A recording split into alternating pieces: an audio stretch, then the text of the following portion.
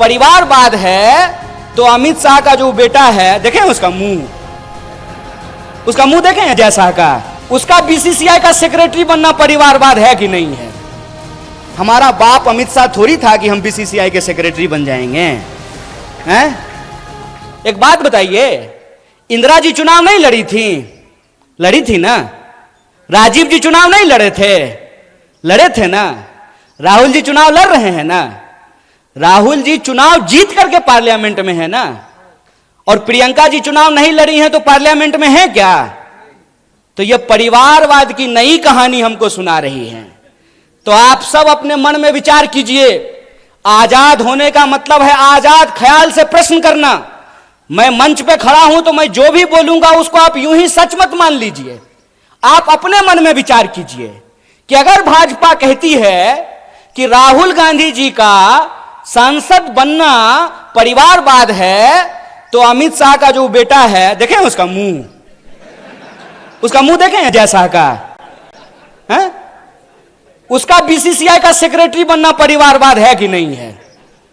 और ज्योतिरादित्य सिंधिया जब यूपीए में मंत्री थे, उनके पिताजी भी मंत्री थे, माधवराव सिंधिया, तो जब तक वो कांग्रेस में थे तब तक परिवारवाद था। और जो ही मोदी जी के बगल में जाकर के बैठ गए हैं तो ताली बजा रहे हैं। आहा, उनकी सूरत देख रहे हैं। इतना मूर्ख हैं हम लोग, इतना मूर्ख बनाएंगे ये हमको कि हमारी पार्टी में परिवारवाद है। जो ही आप आरएसएस में शामिल हो जाइएगा तो वो संघ परिवारवाद हो जाता है। अगर परिवारवाद गलत है चचा, तो संघ परिवारवाद भी गलत है। ऐसा नहीं होगा कि हमारे लिए परिवारवाद गलत है और आपके लिए परिवारवाद सही हो जाएगा। मैं ये एग्जाम्पल हमेशा लोगों को देता हूं कि सोनिया जी का कांग्रेस में होना और राजीव जी का कांग्रेस में होना परिवारवाद है, तो मेनका गांधी जी का और वरुण गांधी जी का भाजपा में होना परिवारवाद कैसे नहीं है? बताइए, बोलिए। बेवकूफ बना रहे हो। तुम्हारा खेल हम समझते हैं, और इसका खेल जानते हैं हम क्यों समझते हैं?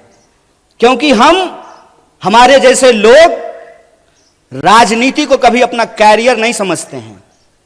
हमने, और ये मैं पब्लिकली बोल रहा हूं आपके सामने, ये जो आप तमाम लोग यहां बैठे हुए हैं ना, हमने आपका नमक खाया है। आप जो टैक्स देते हैं, उस टैक्स के पैसे से हमने दिन रात पढ़ाई करके पीएचडी की है। हमारा बाप अमित शाह थोड़ी था कि हम बीसीसीआई के सेक्रेटरी बन जाएंगे हैं?